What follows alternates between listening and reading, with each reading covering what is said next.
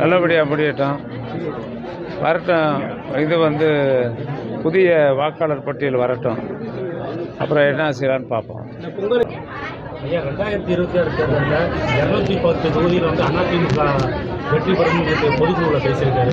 உங்களுடைய கருத்து எப்படி? 210 தொகுதி அவங்களுக்கு இல்லையே, போட்டியிடறதுக்கு இடம் இல்லை அவங்களுக்கு. அதிமுக போட்டியிட 210 தொகுதி எங்கே இருக்குது? பட்டியல் வெளியிட்டாங்களா? பட்டியலே வெளியில்லை. அவங்க கூட்டணி கட்சின்னு சொல்கிறீங்களா? அவங்க கூட்டணி கட்சிக்கு என்னை பொறுத்தளவில் 210 தொகுதி போய் 24 தொகுதி மிச்சம் வரும்.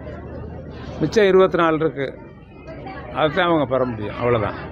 திமுக அரசு அதிமுகவோட செயல் திட்டங்கள் தான் ஸ்டிக்கர் ஓட்டு அரசுன்னு சொல்லியிருக்காங்க. எந்த ஸ்டிக்கர் ஓட்டில் எல்லா திட்டங்களும் நீங்கள் பார்க்குறீங்க. நீங்கள் கிராமங்களுக்கு வளர்ச்சி திட்டங்கள் பூரா முழுக்க முதலமைச்சர் அதற்காக நிதி ஒதுக்கி ஊராட்சிகளுக்கு ஒரு ஆண்டில் பார்த்தீங்கன்னா, அதாவது இப்போ எந்த காலத்திலும் இல்லாத அளவுக்கு ஊராட்சித்துறைக்கு 22,000 கிலோமீட்டருக்கு நிதி ஒதுக்கீடு செய்து தமிழ்நாடு முழுக்க கிராமப்புற சாலைகளை இணைத்திருக்கிறார்கள்.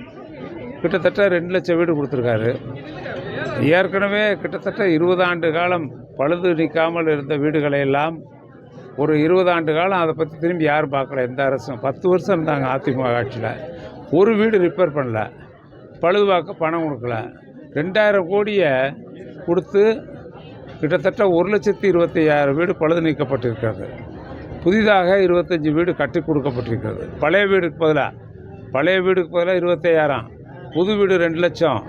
பழுது நீக்கிறதுக்கு கிட்டத்தட்ட 1 லட்சம் வீடு பழுது நீக்கப்பட்டிருக்கிறது. அதுக்கு 2,000 கோடி ஒதுக்கீடு செய்து அந்த பணிகள்லாம் மிகச்சிறப்பாக நடந்திருக்கு. அந்த பழைய வீட்டில் குடியிருந்த மக்கள்லாம் இன்றைக்கி மகிழ்ச்சியாக இருக்காங்க. இதுக்கு மேலே சான்று ஒன்றும் இல்லை. நீங்கள் ஒவ்வொரு இதுலேயும் போய் பாருங்கள், காலனியில் எத்தனை வீடு பழுது நீக்கியிருக்கோம், எவ்வளவு மக்கள் எப்படி இருக்காங்கன்னு கொஞ்சம் விசாரிங்க. லேப்டாப் கொடுக்குறது எலெக்ஷன் வருதுங்கிறதுனால தான் மாணவர்கள் இருக்கிறாங்க. இல்லையே, அறிவிச்சிருக்காங்க. சட்டமன்றத்தில் அறிவித்த அறிவிப்பை நிறைவேற்றுகிறார்கள். வாக்குறுதியை நிறைவேற்றுறோம், வேறு ஒன்றும் கிடையாது. தொடர்ந்து வழங்குவோம். தேர்தலுக்காக கொடுக்கல. எதுவுமே திமுகவை பொறுத்தவரையில் எங்கள் தலைவர் தளபதி அவர்கள் எந்த திட்டத்தை அறிவித்தாலும் ஒரு நிரந்தரமான திட்டத்தை அறிவித்து அதை தொடர்ந்து செயல்படுத்துவார்கள். அதுக்கு உதாரணம் மகளிர் உரிமை திட்டம். முதல் 1 கோடியே 16 லட்சம் பேர் கொடுத்தாங்க. விடுபட்டு போனவர்களுக்கு கொடுப்பேன்னு சொன்னார். இப்போ 25 லட்சம் பேருக்கு நாளைக்கு மாலை அதை துவங்கி வைக்க இருக்காங்க.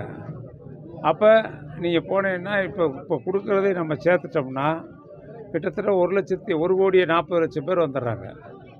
உங்களுக்கே தெரியும் மொத்தம் எவ்வளோ கார்டு இருக்குங்கிறது தெரியும். மகளிர் உரிமை தொகை இன்றைக்கு 1 கோடி 16 லட்சம் பேர் கொடுத்தது போக இப்போ 25 லட்சம் பேர் கொடுக்க நடவடிக்கை எடுத்து வருகிறார்கள். தகுதி உள்ளவர்கள் அத்தனை பேருக்கும் நாளைக்கு பணம் கிடைக்கும், வீடு தேடி வரும். தொடர்ந்து அதிலே விட்டு போச்சுன்னா அவர்களுக்கும் உதவிக்கரம் நீட்டுவதற்கு முதலமைச்சர் தயாராக இருக்கிறார்.